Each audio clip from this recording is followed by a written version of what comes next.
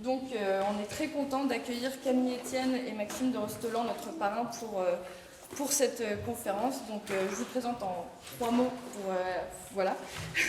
Donc Camille, tu es militante écologiste et porte-parole du mouvement On est prêt et tu es à l'origine du duo artistique Pensée sauvage. Voilà, tu nous en diras un petit peu plus.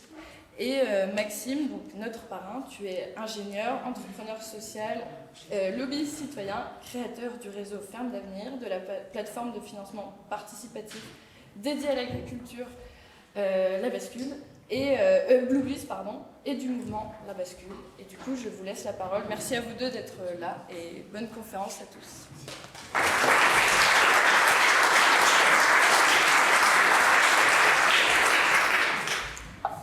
Bonjour. C'est la première conférence que je refais depuis le confinement et je ne sais pas si je préfère en fait avec ou sans les masques parce que finalement je ne vois pas vos visages. Alors soit vous souriez et du coup je loupe ça ou soit vous me tirez la gueule et je ne le saurai jamais. Donc quelque part je serais peut-être un peu plus libre. Pour coller un petit peu au cliché de la jeune en basket déjà avec son téléphone, j'ai pris quelques notes sur mon téléphone, donc je lirai, vous avez le droit de vous moquer si vous voulez, mais c'est pour ne pas oublier les choses un petit peu intéressantes, en tout cas de mon point de vue que j'avais envie de vous partager du haut de mes 22 ans.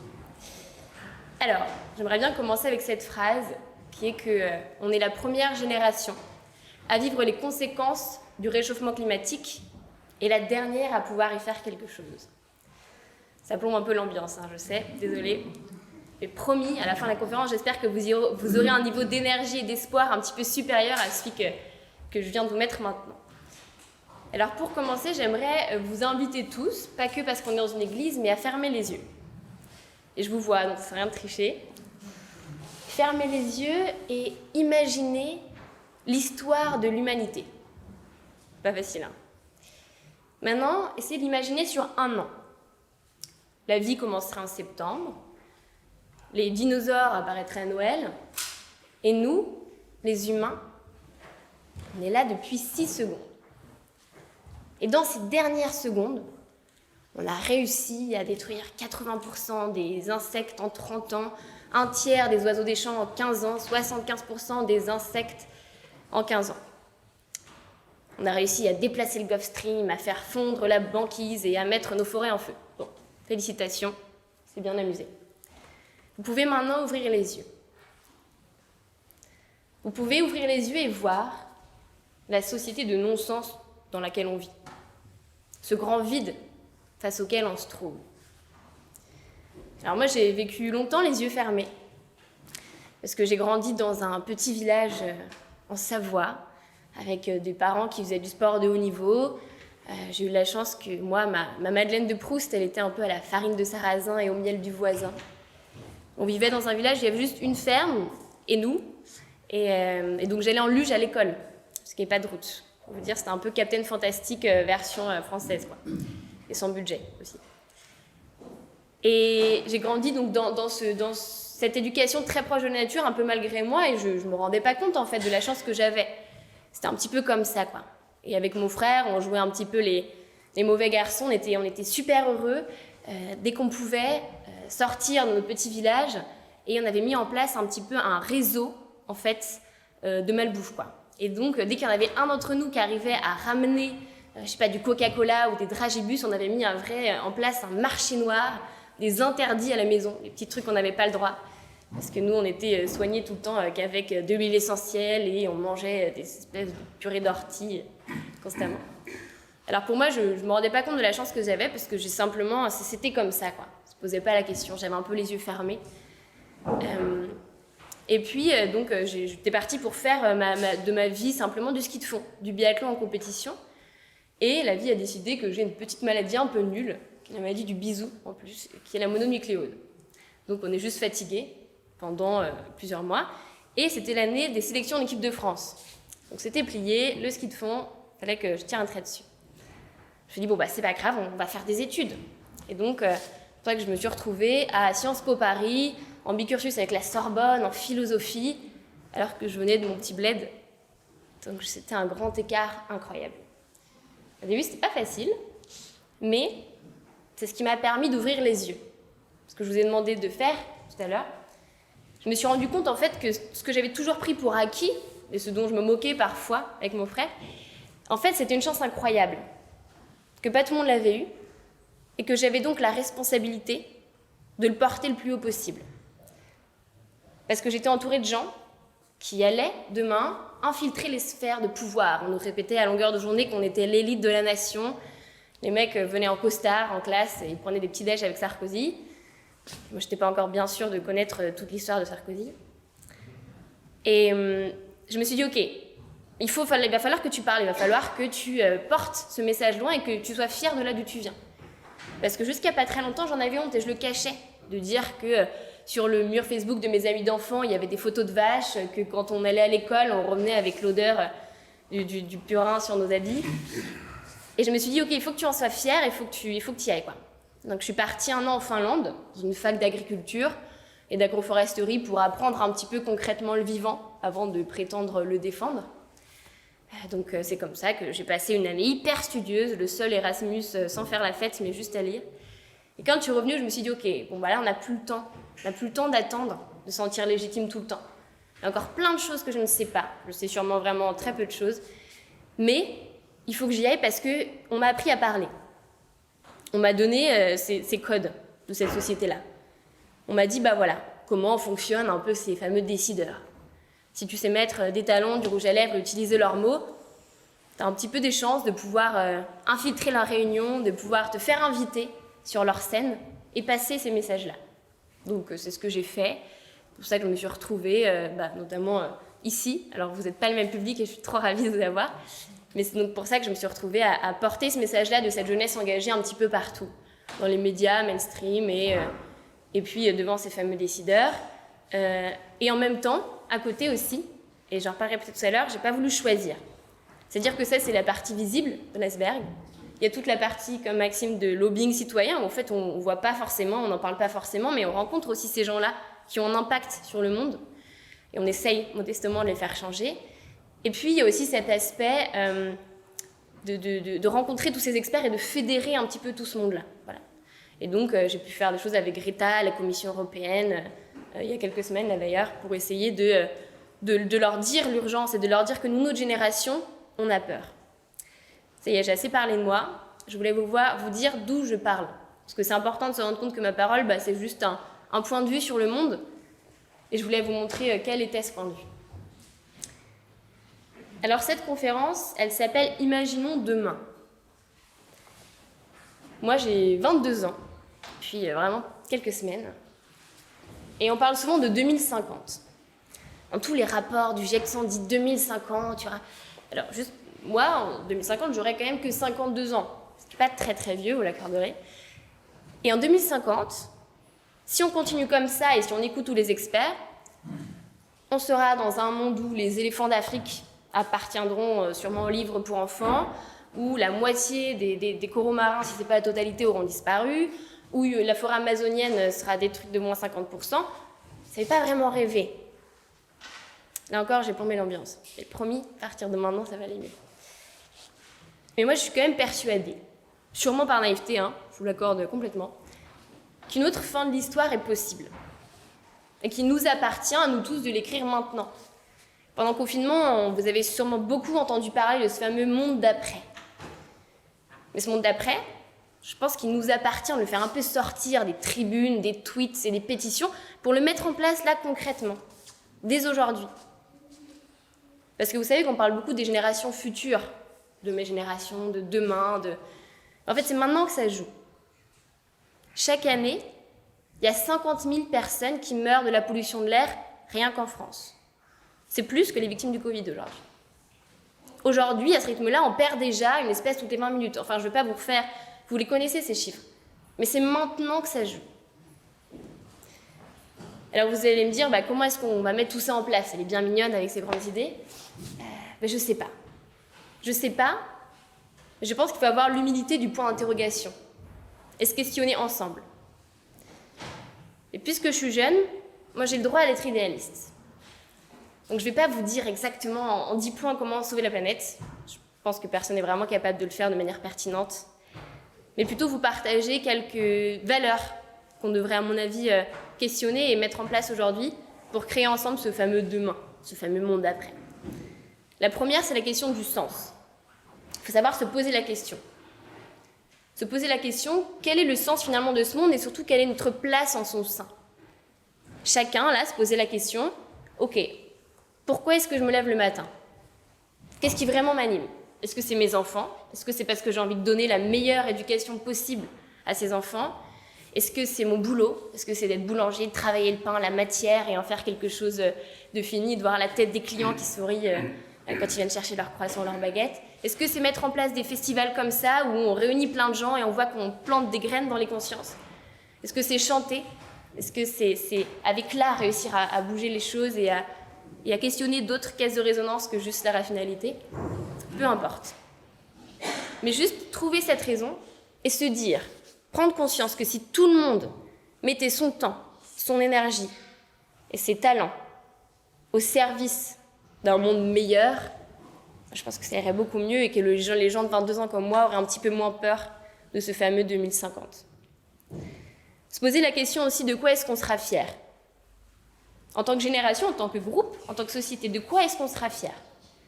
Demain, dans les livres d'histoire, quand on parlera de nous. Est-ce qu'on sera fier de la 5G? Est-ce qu'on sera fier des lunettes de réalité augmentée quand on devient aveugle à celles qu'on a sous les yeux? Est-ce qu'on sera fier des baskets qui clignotent, du mascara waterproof? Franchement. Ou est-ce qu'on ne sera pas un peu fier d'appartenir à ceux qui ont réussi à dévier l'histoire? Il y a aussi cette question de remettre en question ses certitudes. C'est pas très bien dit, mais ça veut dire l'idée de se poser la question de vraiment qu'est-ce qui compte. Pendant le confinement, on a tous eu ces débats-là. La fameuse, quand je vous disais que je rencontrais pas mal de décideurs, le point sur lequel on n'était jamais d'accord, c'est la croissance. La fameuse croissance. Je pense qu'aujourd'hui, l'utopie a changé de camp. Et que ceux qui croient encore qu'on peut avoir une croissance infinie dans un monde fini, aux ressources limitées, sont au mieux des doudingues, au pire des gens dangereux. Que la folie est vraiment du côté de ceux qui pensent qu'on peut continuer comme ça cette course folle sans jamais en payer les conséquences.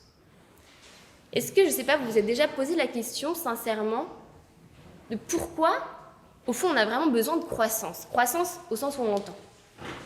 Quand on parle de croissance en médecine, par exemple, d'excroissance sur un corps sain, c'est quelque chose qui devient dangereux.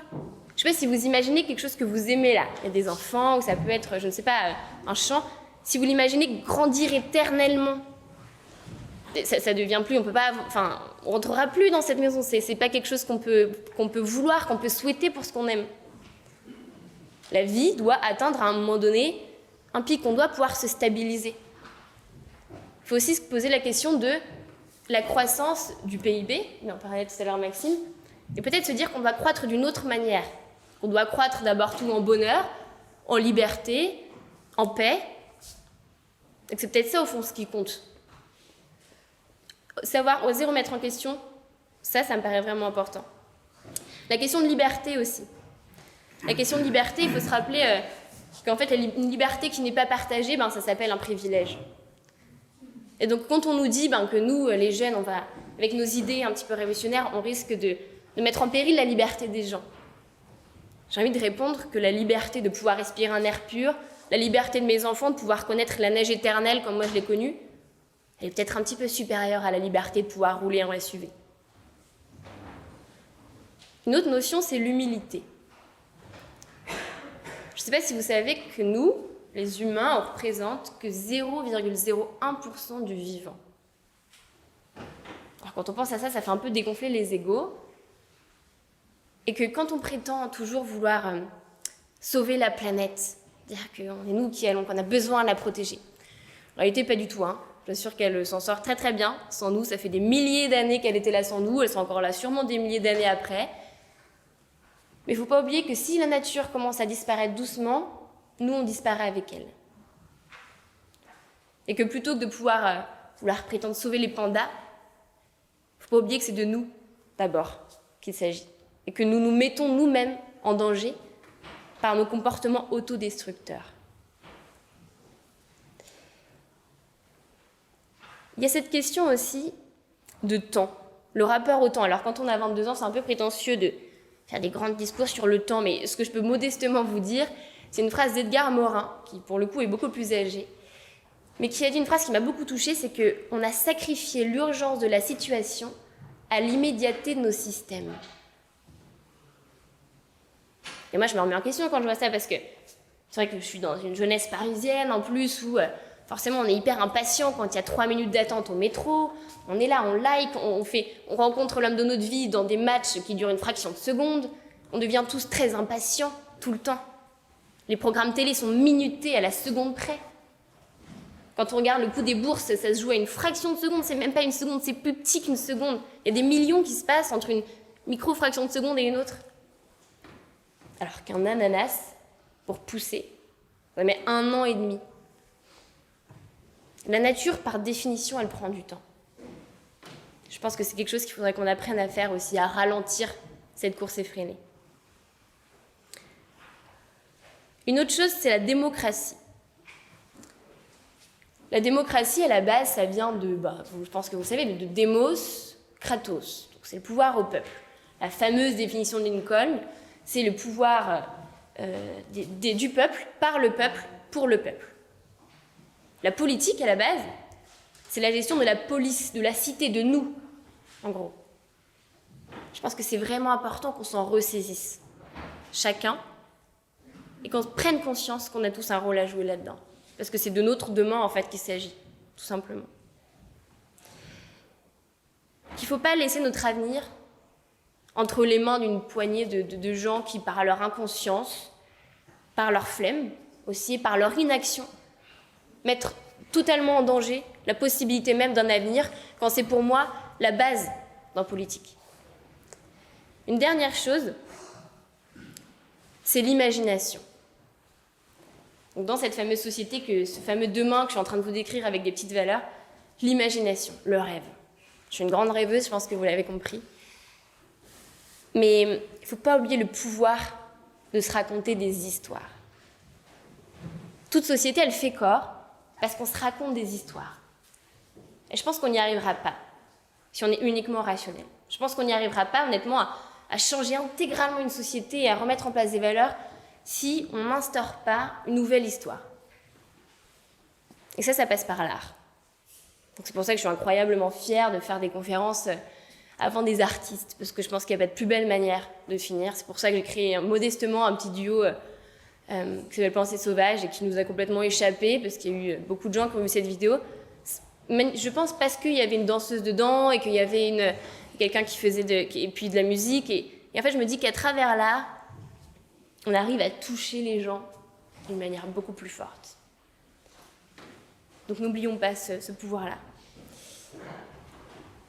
Qu'on a besoin de aussi imaginer un monde vers lequel aller, plutôt que de simplement décrire ce qu'on doit fuir. Donc c'est important de poser le constat et d'être conscient de ce qu'on doit fuir. Mais qu'on a besoin aussi d'une direction, de dire regardez à quel point ça peut être beau demain. Qu'en fait on se rend compte que ça peut être mieux même qu'aujourd'hui. Donc ne plus avoir peur. Pour finir, y a du boulot. Il y a du boulot, hein. Je sais, et c'est pour ça qu'on a besoin de vous. C'est pour ça qu'on a besoin de vous. Et ce que je voudrais vous dire, c'est qu'on a besoin de vous tous. Vous êtes à la fois des citoyens, à la fois des parents, ou pas, mais vous avez un impact sur votre entourage. Vous êtes des gens qui votent, vous êtes des consommateurs, vous êtes des travailleurs, et vous êtes des humains, tout simplement. Donc on a vraiment besoin de chacun d'entre vous. Vous avez tous un rôle à jouer qui n'est pas le même. Alors moi j'ai eu de la chance on m'a donné la parole, et c'est comme ça que je fais ma part d'activiste à travers cette parole. Mais pour moi, on est tous au fond des activistes du moment qu'on participe à la création de ce fameux monde d'après, qu'il faut mettre en place aujourd'hui, je vous le rappelle. Donc vous avez tous un rôle à jouer à votre manière, et vous-même savez mieux que moi où votre place est, si on prend le temps de se poser la question. Alors avant de laisser Maxime parler, je voudrais dire que peut-être que demain, on pourra se dire qu'on n'est pas allé assez vite, pas assez fort, pas assez loin. Mais au moins, on pourra regarder nos enfants dans les yeux, ou se regarder dans le miroir, et puis dire, écoutez, j'ai essayé. J'ai fait tout ce que j'ai pu pour dévier l'histoire, et pour honorer un petit peu ma présence au monde. Alors, on n'a plus le temps de ne pas y croire. C'est pour ça que je suis une grande rêveuse. parce qu'on n'a plus le temps de ne pas y croire. Donc sachez qu'avec ou sans vous, une révolution joyeuse est en route, et que si le cœur vous en dit, je vous invite à nous rejoindre, parce qu'on n'attend plus que vous.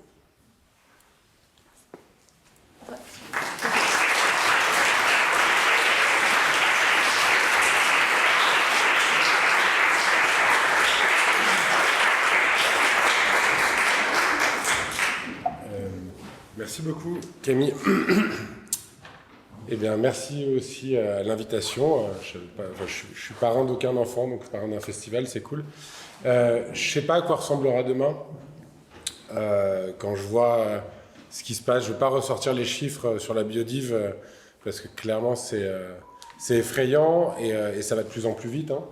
Je ne vais pas vous parler trop longtemps du bateau là qui est dans le golfe, près de la Corne de l'Afrique, et où après s'être pris je ne sais pas combien d'années de guerre civile, je ne sais pas, les criquets, des famines, des sécheresses, ils ont je sais pas, c'est combien, 12 millions, 1,5 million de barils qui risquent de verser dans la mer. Donc si on regarde froidement, demain risque d'être un petit peu flippant, et je pense qu'à l'image des masques qu'on a aujourd'hui et qu'on n'aurait pas imaginé il y a quelques mois, je sais pas, je faisais partie de ceux qui regardaient les Chinois en rigolant, en se disant « Oh là là, ils sont dociles et c'est inimaginable dans notre pays ». Pourtant, on voit que les choses changent vite. Les choses comme, voilà, les choses qui nous entourent. Les gouvernements changent vite, ça ils ne changent pas ce qu'ils font, mais en tout cas, ce qui est sûr, c'est que bien malin celui qui peut dire comment on va se sortir du mauvais pas dans lequel la civilisation s'est mise. Moi, je suis là pour, si on me propose d'être parrain, c'est pour l'histoire pour les tentatives que j'ai faites, et j'aime bien à dire que j'ai tenté plein de trucs et je me suis tapé plein de murs, et si je peux faire gagner du temps à certains d'entre vous qui voudraient s'engager en évitant de se taper les mêmes murs, voilà, ça peut vous économiser du temps.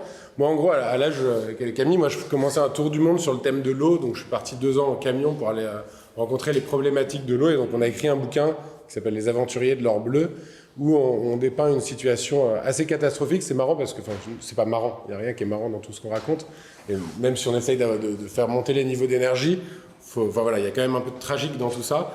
À l'époque, on se disait c'est vraiment l'eau l'enjeu. En fait, ça a été battu en brèche par le climat, par la fonte des glaces, par la biodiversité, maintenant par les virus.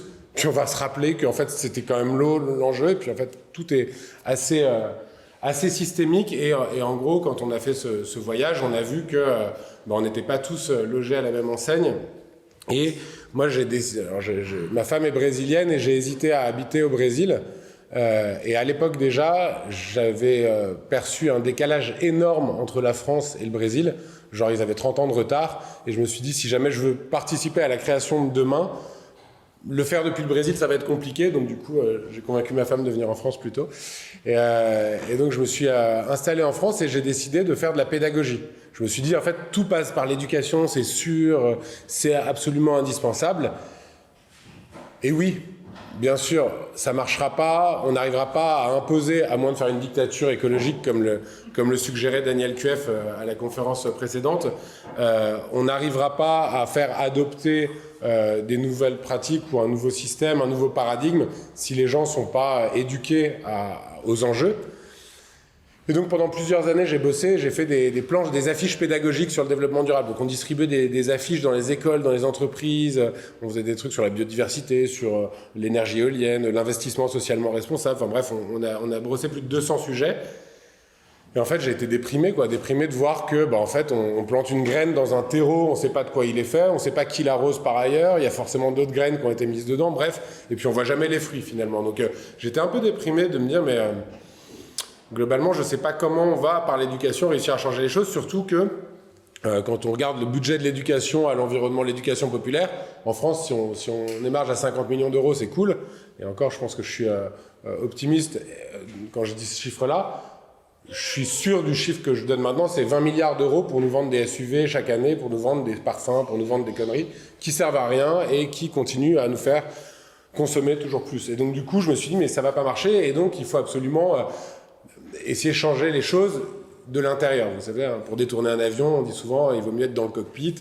je suis pas convaincu. En tout cas, moi, j'ai pas vraiment envie de passer mes journées dans une tour à la Défense à essayer de changer les pratiques de Veolia ou d'Areva.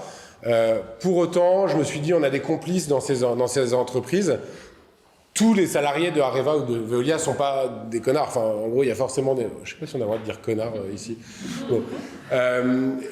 Et donc, il y a forcément des gens qui sont conscients, qui ont des enfants, qui font des efforts eux-mêmes et qui pensent qu'ils sont dans le bon cockpit pour changer le truc. Donc, essayons de jouer avec eux, quoi. Et j'ai réalisé le peu de marge de manœuvre dont disposaient les directeurs RSE, responsabilité sociétale de l'entreprise. Et en gros, on voit que voilà, quand il y a des budgets, sur une base 1000 du budget de l'entreprise, ils vont avoir 3, et puis dès qu'il y a une crise, on va leur en sucrer 2. Donc, ils ont très peu de marge de manœuvre, et finalement, ils savent vachement bien faire de la peinture verte. Et j'avais des amis, j'ai beaucoup d'amis qui étaient des directeurs de développement durable, et qui, au bout de 20 ans, constatent, ils disent, voilà, j'ai rien réussi à changer dans mon entreprise, c'est toujours pire. Et effectivement, par contre, on a fait de la croissance. Bah ouais, mais c'était le jeu qui était imposé par la direction. Donc, ils ont fait de la croissance. Or, la croissance est incompatible avec la préservation des ressources. Et ceux qui en doutent, je vous invite à regarder, ça c'est de la pédagogie, l'épisode Next de Arthur Keller, qui montre à quel point on ne peut pas découpler la croissance du PIB et la croissance de l'exploitation des ressources. Donc je me suis un peu, là, une grosse remise en question, et c'est là que j'ai découvert le biomimétisme, le fait de s'inspirer de la nature. L'image qu'a donnée Camille sur les heures, elle est bien, je vous en donne une autre, parce que c'est bien de marteler et puis de donner d'autres manières de se le représenter. La Terre, elle a 4,5 milliards d'années. Si 1 milliard d'années, c'est 1 kilomètre, elle a donc 4,5 kilomètres. La Terre, le vivant est apparu, donc les premières bactéries, il y a 3,8 milliards, donc il y a 3,8 km. L'homme, l'Homo sapiens sapiens, parce qu'on est vachement savant, est apparu il y a 20 cm. Donc vous imaginez 4,5 km, pour ceux qui voient Paris, entre l'Arc de la Défense et l'Arc de Triomphe, il y a 4,5 km exactement. D'accord? Donc on a marché tout le long, et 20 cm, donc on a déjà le pied contre l'Arc de la Défense. Et donc là, c'est l'homme qui apparaît, et on a découvert le pétrole il y a 0,15 mm.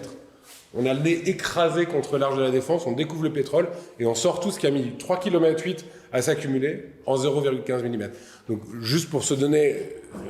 Tu parlais d'humilité, on n'est rien, quoi. Franchement, on va disparaître aussi vite qu'on est arrivé, et franchement, dans 40 cm, plus personne n'aura même conscience qu'il y a eu des humains 20 cm avant nous.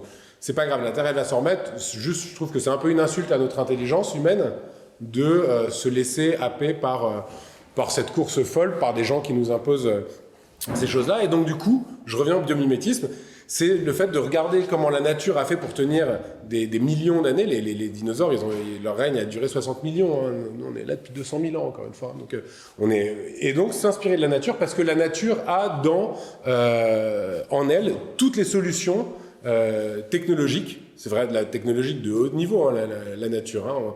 Juste un mini-exemple, mais je ne vais jamais tenir en 20 minutes. Mais...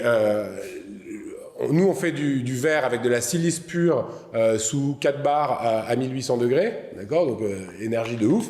Dans le cercle, non, pardon, c'est pas le cercle arctique, mais on m'a repris un jour, donc dans la mer, dans l'océan, à pression atmosphérique, à température ambiante, il y a une étoile de mer, une éponge de mer qui fait avec de la silice dissoute du verre plus résistant que le nôtre. Mais pourquoi on continue à avoir des forêts énormes, à prendre de la silice, à draguer les deltas du monde entier, notamment de l'Okavango, avec des enfants qui vont chercher du sable, il n'y en a plus. Bref, tout ça pour dire que la nature a des technologies qui sont extrêmement résilientes, qui fonctionnent qu'avec l'énergie du soleil, qui ne savent pas produire de déchets. Et c'est là que moi je me suis dit, mais creusons cette idée, quoi. Et j'ai découvert Janine Vénus, je vous invite à regarder ses conférences. Et je me suis intéressé à la permaculture, qui est en fait le biomimétisme appliqué à l'agriculture. En gros, une prairie naturelle ou une forêt primaire, ça crée 10 à 100 fois plus de biomasse qu'un champ de blé. Sans intrants, sans pétrole, sans irrigation, sans déchets, naturellement, quoi. Et donc, à ce moment-là, moi, je suis allé dans la ferme du Bec et Loing, que vous avez peut-être vu dans ce film Demain, qui est à propos, du coup. Et je me suis formé, et je me suis dit, mais en fait, il faut changer la bosse, ce truc plat, sans âme, sans vie, en bec et loin. Il faudrait généraliser tout ça. Et là, je suis parti en me disant, allez, on va le faire, c'est logique, et l'agroécologie est bien plus logique que l'agriculture industrielle, on va y arriver, on va leur démontrer que c'est rentable. Et en fait, non, c'est pas rentable. Mais non, c'est pas rentable parce que ils ont c'est un ils, c'est une main invisible. Hein. Ils ont mis en place un système qui a besoin de croissance pour vivre, cette croissance infinie, qu'on pense pouvoir être infinie.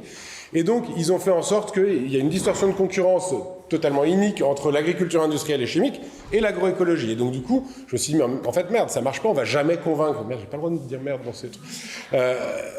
On va jamais convaincre les gens que c'est rentable parce qu'en fait, ils voient bien que les maraîchers, ils galèrent et alors même que les maraîchers bio, ils vendent plus cher. Donc en fait, c'est le système dans son ensemble qu'il faut refondre. Et donc, c'est là que j'ai commencé à me dire, c'est politique. C'est clairement politique. Il y a 2000 lobbyistes à temps plein à Bruxelles qui se battent pour les intérêts de l'industrie agroalimentaire. Comment est-ce qu'on fait pour jouer avec les mêmes armes qu'eux? Et c'est là qu'on a décidé, donc nous on a fait un plaidoyer, donc là j'ai dit la ferme c'est bien, on va la maintenir pendant 4 ans, mais on va jamais réussir à avoir des gens qui auront des horaires de travail décents, c'est-à-dire 35, 39 heures, et un salaire au moins au SMIC, quoi. On n'y arrivera pas. Donc on va maintenir ça, on va aller jusqu'au bout de l'étude, mais par contre on va dès maintenant commencer à évaluer les externalités de l'agriculture chimique et industrielle, et elles se comptent en milliards. Je vous donne juste un exemple. Le PIB de l'agriculture en France, c'est 60 milliards d'euros. Le coût de la dépollution de l'eau directement imputable à l'agriculture chimique, si on dépolluait, parce qu'en fait c'est dans les nappes, ça se voit pas, puis c'est trop compliqué, ce serait 60 milliards par an. On produit pour 60 milliards, on pollue pour 60 milliards. Autrement dit, si on voulait ne serait-ce qu'intégrer le prix de la dépollution de l'eau dans son alimentation, il faudrait déjà doubler le prix de l'alimentation. Donc il faut changer le modèle économique, il faut changer les règles du jeu, et c'est là que je me suis dit, en fait, il n'y aura pas de transition écologique s'il n'y a pas de transition politique. Et c'est là qu'on a commencé à bosser. Je suis assez proche de Nicolas Hulot, et donc dans les états généraux de l'alimentation, on a porté pas mal d'amendements, dont un sur le paiement pour services écosystémiques. Donc je refais. Donc l'éducation, c'est bien, mais ça fonctionne pas. C'est un premier mur. Je me dis c'est bien, mais c'est pas assez rapide, assez impactant. Être dans l'action et faire une ferme qui fonctionne bien comme le bec est loin, c'est super, mais en fait, ça change pas le monde. D'ailleurs, ça fait 15 ans que la ferme existe et le monde est toujours là. Et donc, je me suis dit, on va faire de la politique. Et donc là, on a proposé des amendements, et sur les 11 qu'on avait travaillés, donc Macron était venu alors qu'il était en campagne, il est venu à la campagne, pendant sa campagne dans notre ferme, et il a dit, et donc on lui a remis 13 propositions, et il a dit, c'est bon, je l'ai fait mienne. Et il m'a dit, moi, quand je fais quelque chose, je le fais. Quand je dis quelque chose, c'est pour le faire. On n'a pas le droit de mentir dans une église. Donc, en gros, je me suis dit, il faut passer par les outils qu'ils nous offrent, donc les états généraux de l'alimentation, et on propose ces amendements, et on convainc, sur les 11 qu'on propose, on convainc les parlementaires d'en voter un, le paiement pour services écosystémiques. Et donc, en gros, dire à un agriculteur qui arrête le glyphosate, il va économiser des dépenses de santé, on va le rémunérer, ou lui rétrocéder une partie des économies qu'on fait à la société. En gros, on dit que l'agriculture industrielle est un choix qui nous coûte collectivement très cher et qui est absurde. Et donc, il faut mieux investir dans un futur désirable que continuer à payer les dégâts. Voilà. Et ça, c'est le paiement pour services écosystémiques. On avait réussi à le passer. Et il y a un truc avec 9 sages, qu'on appelle le Conseil constitutionnel. 9 sages, donc on n'a pas besoin de les élire, hein, ils sont nommés par l'exécutif. Donc c'est un cheval de Troie de l'exécutif au sein du dispositif législatif, qui a censuré 23 lois, celle la libéralisation de la vente des semences, celle sur l'origine du miel, celle sur pas mal de trucs, celle sur l'enseignement de la biodiversité dans le cursus agricole. Non, ça n'a rien à voir avec l'agriculture, tout ça. Et ils ont censuré notre amendement, et donc là, moi, j'ai jeté l'éponge et j'ai dit, OK, il n'y aura pas de transition écologique sans transition démocratique, donc il faut faire la révolution. Et donc, j'ai lancé un mouvement qui s'appelle La Bascule, avec des jeunes. Donc c'était en conférence dans une école à Toulouse, et puis il y avait 400 jeunes, et je parle 1h30, et à la fin je dis qui est chaud pour faire la révolution? Ils ont tous levé la main, et donc du coup on est parti dans un bar et on a commencé, c'est là que ça a commencé. Bill Gates il a commencé dans son garage, nous on commence dans des bars, ça marche bien aussi, et en gros on a lancé tout un mouvement de lobbying donc sur les municipales, on a accompagné les mouvements climat, Extinction Rebellion, etc. Et pareil, ces jeunes se demandent comment est-ce qu'ils vont construire demain, et aujourd'hui ils se disent le truc qui est sûr et qu'on a réussi à faire, c'est que vivre ensemble à 80 c'était génial. On était dans un hôpital désaffecté à Pontivy, et on veut le refaire, on veut proposer ça aux gens, etc. Et je leur dis le problème c'est qu'il va manquer un truc, vous allez avoir des lieux, mais vous allez faire vivre comment? Il faut un peu d'argent à un moment ou l'autre, et on peut pas juste désobéir tout le temps au modèle économique, ce qu'ils font, hein, puisque quand on leur dit mais comment vous vous nourrissez? On fait les poubelles des supermarchés. Et je vous garantis que vous faites les poubelles des supermarchés, eux, ils se font des festins pendant des semaines à 80. Et donc ça fonctionne et ils le font, mais il y a un moment ou l'autre où il faut quand même un petit peu de sous pour faire tourner. Et donc je leur dis, il va falloir trouver des activités qui soient vraiment disruptives et qui participent à la création du bien commun. Le but n'est plus de dire à telle entreprise, super, essaye de polluer un peu moins, de faire un peu moins mal, de maltraiter un peu moins tes salariés. L'idée, c'est de dire, l'objet de toute entreprise doit maintenant être de régénérer les écosystèmes, de produire de l'amour et du bien pour les gens qui y travaillent, etc. Et à ça, j'ai pas 12 000 réponses, et je pense que chacun peut avoir les siennes. La mienne, celle sur laquelle je suis en train de m'engager maintenant, et donc c'est comme ça que moi je vais construire demain, c'est je vais partir sur l'arbre. En gros, on a détruit en France, on continue chaque année à détruire 8 000 km de haies, 11 000 km de haies en France, on en replante 3 000, donc on est en solde négatif à 8 000. Et des chercheurs ont dit qu'il fallait planter 1200 milliards d'arbres sur notre planète pour capter 3/4 des gaz à effet de serre émis depuis l'ère pré-industrielle. 1200 milliards d'arbres, sachant qu'il y en a 3000 milliards sur Terre, donc il faut faire fois 1,4. Et en gros, au rythme auquel on va, il nous faut à peu près 15 000 ans pour planter 1200 milliards d'arbres. Ça, c'est juste sur la plantation, sachant qu'en fait, on en détruit, donc en fait, on n'y arrivera pas. Et au même titre qu'il a fallu des masques du jour au lendemain, quoi qu'il en coûte, c'est eux qui ont dit ça, quoi qu'il en coûte, pour une menace diffuse qu'on ne voyait pas trop, et quoi qu'il en coûte, pour une menace diffuse qui sont des étés à 50 degrés, il va falloir des arbres. Et un jour, ils vont se réveiller, ils vont dire « Ah, il nous faut plein d'arbres, et quoi qu'il en coûte ». Le problème, c'est que les arbres, on ne va pas pouvoir aller les chercher en Chine. Et donc, ce que je suis en train de monter, c'est une conjugaison entre ce que la bascule a identifié comme un vrai bénéfice de leur aventure et de leur expérience, c'est-à-dire vivre en commun, faire des tiers-lieux de territoires qui s'engagent avec les populations, etc., et qui propose à chaque citoyen qui le souhaite un cursus de transition personnelle, on va dire. Donc ça, et leur donner une mission principale à ces lieux, qui soit de régénérer les écosystèmes en partant de la graine et de l'arbre, et donc du coup de faire des pépinières participatives. Donc moi, c'est comme ça que demain, je vais construire la suite de après-demain, et voilà. Et donc c'est juste pour vous dire que, à mon avis, il faut savoir où est-ce qu'on met son énergie, et pas, je m'engueulais avec mon père l'autre jour je faisais la vaisselle, et puis il est là, et puis comme je suis écolo, et puis « Ah, toi, tu fais partie des gens qui coupent pas l'eau quand tu fais la vaisselle. » Et je regarde, je fais « Papa, désolé, ferme ta chute, papa, parce qu'en fait, tu bouffes de la viande, et la viande, un steak, tu sais bien que c'est genre 15 000 litres d'eau par kilo, donc du coup, en gros, quand tu vas bouffer un steak, c'est 2500 litres d'eau, donc c'est 70 baignoires. Donc, mange pas un steak, et puis tu pourras, à la limite, faire couler ton eau de 2500. En gros, ce que je veux dire, c'est qu'il faut savoir où est-ce qu'on met son énergie, et il me semble qu'aujourd'hui, elle peut se mettre à plusieurs niveaux, elle se met dans son quotidien, ça veut dire déjà être heureux, réussir à rendre les gens autour de soi heureux, ça c'est important, on le voit dans une crise comme le Covid, l'angoisse, l'anxiété que ça a pu provoquer chez plein de gens, je plains les gens qui bossent dans les hôpitaux psychiatriques maintenant et qu'on n'applaudit pas tous les jours, mais à mon avis, ils ont pris une grosse charge, et donc ça c'est quelque chose qu'on peut faire, et tout le monde est utile, c'est en ce sens que Camille a raison, il faut absolument que chacun se réhumanise un petit peu, je pense, et qu'on sorte de nos téléphones en permanence, etc. Tu disais, on regarde le métro, et puis on like ou je sais pas quoi. Et puis, il y a la politique locale. On a Damien Carême qui est ici, qui vient d'entrer, qui est le maire de Grande-Synthe, qui montre que sur des collectivités, eh bien, on peut le faire. Et en fait, ce que l'expérience d'il y a quelques semaines montre, c'est que des Damien Carême, il peut y en avoir plein. Alors, pas aussi fort, mais globalement, on peut prendre le pouvoir au niveau local. Et ça, je vous invite à vous préparer pour les régionales, et puis pour les municipales d'après. Et puis, il faut s'engager là-dessus. Et puis, il faut faire chier ses maires. Il faut ne pas lâcher, leur dire. Et puis après, pour ceux qui ont plus l'esprit entrepreneurial, c'est vraiment de se dire comment est-ce qu'on hack le système économique pour se donner comme unique mission de régénérer les écosystèmes. Il n'y a rien aujourd'hui qui puisse être plus important que ça. Et tous les gens qui essayent de temporiser en disant « Ouais, mais en attendant, je vais faire une appli pour aider les agriculteurs. » Non, fais pas une appli pour aider les agriculteurs. Deviens toi-même paysan, vraiment. Et voilà. Et je peux pas résister, je crois que je suis bon en timing, parce qu'on m'a dit si on veut 2-3 questions. Ouais. Je peux pas résister quand même à un truc, c'est qu'on est dans une église. Moi, j'ai quitté l'église catholique il y a longtemps, parce que j'avais une famille qui était à la fois catho et à la fois facho. Je comprenais pas comment on pouvait être Enfin, tu vois, comment tu aimes ton prochain, mais par contre, les Arabes dehors, quoi. Enfin, j'avais un peu mal.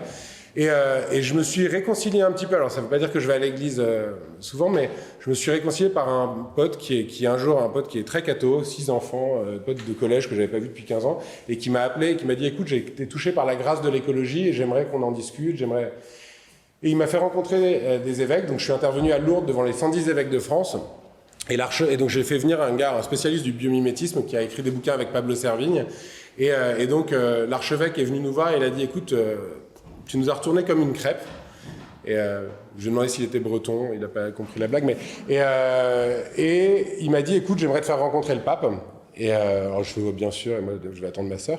Et il m'a écrit il y a un mois, il m'a dit, écoute, c'est bon, on a un entretien avec le pape. Donc je vais le 3 septembre voir le pape. J'emmène Pablo Servigne, du coup, Valérie Cabanès et Gaël Giraud avec moi, parce qu'il me semble qu'on a avec eux, entre l'apocalypse, l'écocide et la partie économique, on a une bonne vision de... Enfin voilà, on brosse bien l'ensemble des sujets. Et je me suis replongé dans ce truc que j'avais lu, vite fait. Et voilà, je résiste pas, parce que je pense que l'Église fait des efforts en ce moment, comme tout le monde. Nous accueillir ici, c'est peut-être pas banal. Et je sais que Daniel Keuf, ce matin, a posté sur Facebook une photo de lui avec François Dufour et qui s'est fait défoncer en disant « Hey, l'Église, voilà ».